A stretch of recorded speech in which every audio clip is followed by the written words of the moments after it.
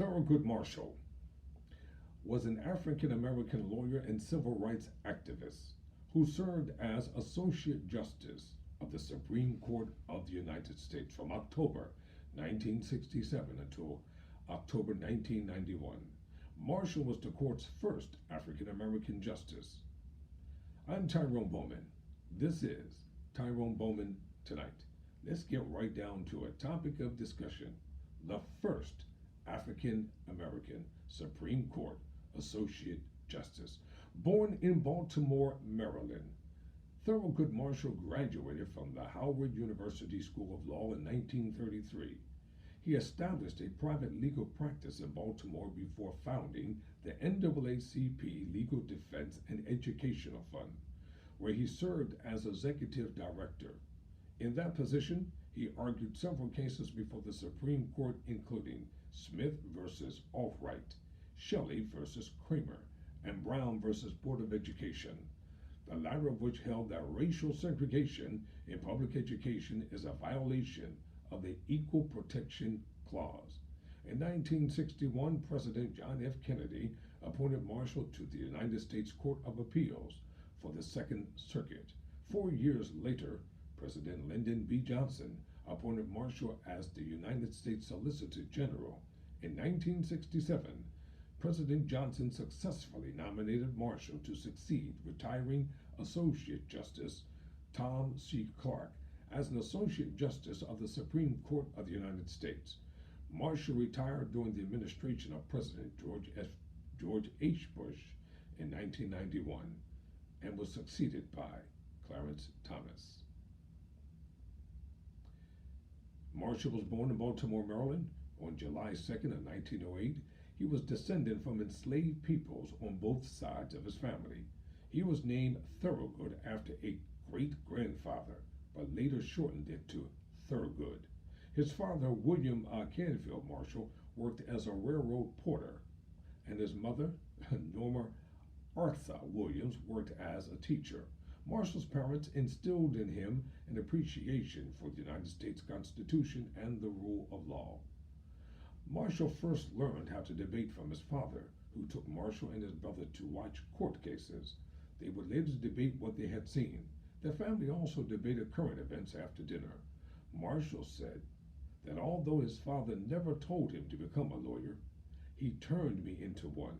He did it by teaching me to argue, by challenging my logic on every point, by making me prove every statement I made. Marshall attended Frederick Douglass High School in Baltimore and was placed in the class with the best students. He graduated a year early in 1925 with a B grade average and placed in the top third of the class. He attended Lincoln University, a historically black university, which is located in Pennsylvania. It is commonly reported that he intended to study medicine and become a dentist. But according to his application to Lincoln University, Marshall said his goal was to become a lawyer. Among his classmates were poet Langston Hughes and musician Cab Calloway. Initially, he did not take his studies seriously and was suspended twice for hazing and pranks against fellow students. He was not politically active at first, becoming a star of the debating team. In his first year, Marshall opposed the integration of African American professors at the university, according to Wikipedia. Hughes later described Marshall as rough and ready, loud and wrong. In his second year, Marshall participated in a sit-in protest against segregation at a local movie theater. That year, he was initiated as a member of Alpha Phi Alpha, the first fraternity founded by and for blacks.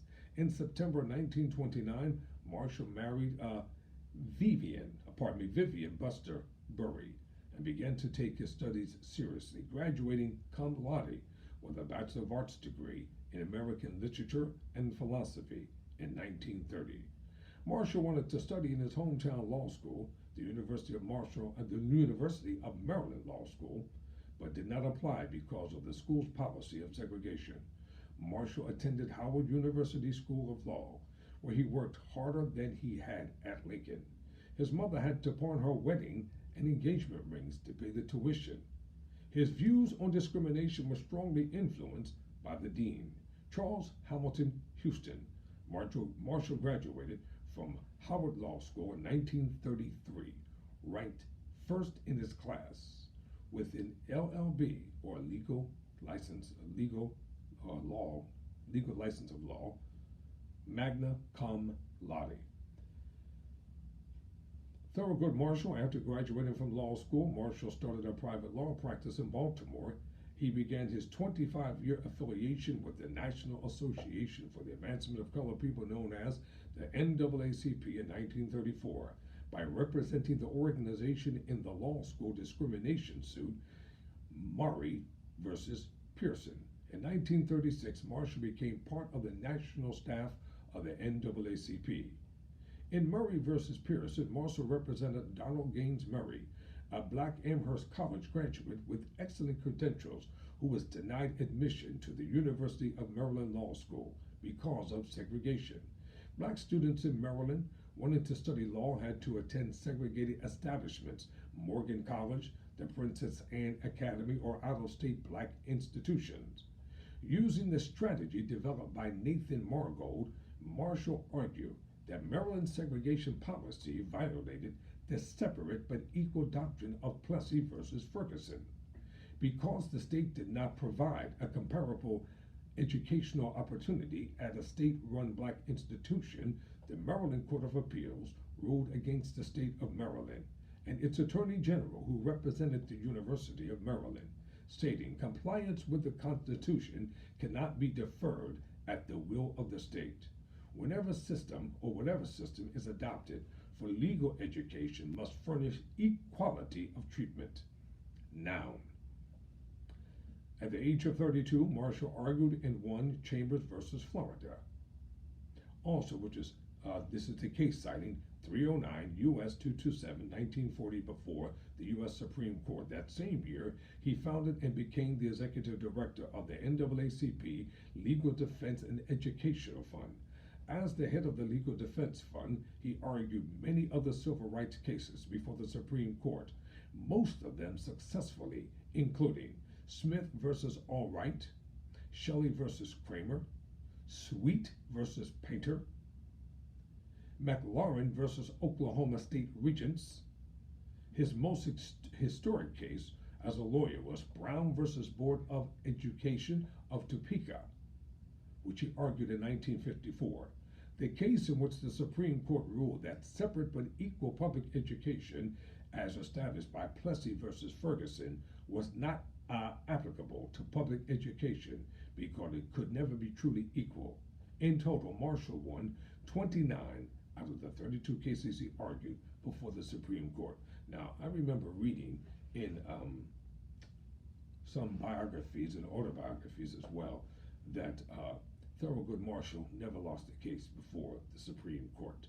During the 1950s, Thurgood Marshall developed a friendly relationship with J. Edgar Hoover, the director of the Federal Bureau of Investigation. For example, when during a national speaking tour, T.R.M. Howard, a maverick civil rights leader from Mississippi, criticized the FBI's failure to seriously investigate cases such as the 1955 killings of George W. Lee and Emmett Till, Marshall attacked Howard as a rugged individualist who did not speak for the NAACP in a private letter to Hoover. 2 years earlier, Howard had arranged for Marshall to deliver a well-received speech at a rally of his Regional Council of Negro Leadership in Mon Bayou, Mississippi. Only days before the Brown decision, according to historians David T. Beato and Linda Royster Beato, Marshall's disdain for Howard was also visceral. He disliked Howard's militant tone and maverick stance and was well aware that Hoover's attack served to take the heat off the NAACP and provided opportunities for closer collaboration between the NAACP and the FBI in civil rights. President John F. Kennedy appointed Marshall to the United States Court of Appeals for the Second Court in 1961. To a new seat created on May 19th of 1961. Wow, that's powerful. A group of senators from the South, led by Mississippi's James Eastland, held up his confirmation, so he served for the first several months under a recess appointment. Marshall remained on the court until 1965. When President Lyndon B. Johnson appointed him to be the United States Solicitor General, the first African American to hold the office. At that time, he made him the highest ranking black government official in African or in American history, surpassing Robert C. Weaver, Johnson's first Secretary of Housing and Urban Development. As Solicitor General, he won 14 out of the 19 cases he argued for the government and called it the best job I've ever had. On June 13, 1967, President Johnson nominated Marshall as an Associate Justice of the Supreme Court of the United States to succeed Tom C. Clark, saying that this was the right thing to do, the right time to do it, the right man, and the right place. The Marshall confirmation hearing before the Senate Judiciary Committee took place in July 1967. On August 3rd, the committee voted 11-5, sent the nomination to the full Senate with a favorable recommendation. Among the dissenters was Democrat Sam Erwin, who said, "It is clearly a disservice to the Constitution and the country to appoint a judicial activist to the Supreme Court at any time." Marshall was confirmed by the Senate on August the 30th, 1967 by a vote of 69-11. 37 Democrats and 32 Republicans voted in favor. And let me just add this personal point. It's time for all the silly bickering and arguing and whimsical nonsense by the Republicans and Democrats to end. Get your acts together and learn how to compromise for the sake of America and the sake of the American people. It's not about y'all. It's about doing the right thing simply because it should be done. I guess that should go over well with some people. So Marshall was confirmed by the Senate on August 30th, 1967 by a vote of 69-11. 37 Democrats and 32 Republicans voted in favor. 10 Democrats and 1 Republican voted against becoming the first African American to serve as a Supreme Court justice. Additionally, 20 senators voting presented or abstained, 17 Democrats and 3 Republicans. Marshall took the judicial oath of office on October 2nd, 1967. Marshall once bluntly described his legal philosophy as this: "You do what you think is right and let the law catch up," a statement which his conservative detractors argued was a sign of his embracement of judicial activism. Marshall served on the court for the next 24 years, compiling a liberal record that included strong support for constitutional protection of individual rights, especially the rights of criminal suspects. His most frequent ally on the court, the pair rarely voted at odds, was Justice William Brennan, who consistently joined him in supporting abortion rights and opposing the death penalty. Brennan and Marshall concluded in Furman versus Georgia that the death penalty was, in all circumstances, unconstitutional and never accepted the legitimacy of Gregg versus Georgia, which ruled for years later that the death penalty was constitutional in some circumstances. Thereafter, Brennan or Marshall dissented from every denial of certiorari in a capital case and from every decision upholding a sentence of death. So Thurgood Marshall, the first African American Supreme Court Associate Justice. Marshall died of heart failure at the National Naval Medical Center in Bethesda, Maryland, on January 24, 1993, at the age of 84. After he lay in repose in the Great Hall of the United States Supreme Court building, he was buried in Arlington National Cemetery. Marshall left all his personal papers and notes to the Library of Congress. The Librarian of Congress, James H. Billington, opened Marshall's papers for immediate use by scholars, journalists, and the public, insisting that this was Marshall's intent. The Marshall family and several incumbent justices disputed this claim. The decision to make the documents public was supported by the American Library Association. So, ladies and gentlemen, Thurgood Marshall is the one and the only first African American Supreme Court Associate Justice. What will be your legacy? What will be your purpose? Will you answer the call when destiny calls for you?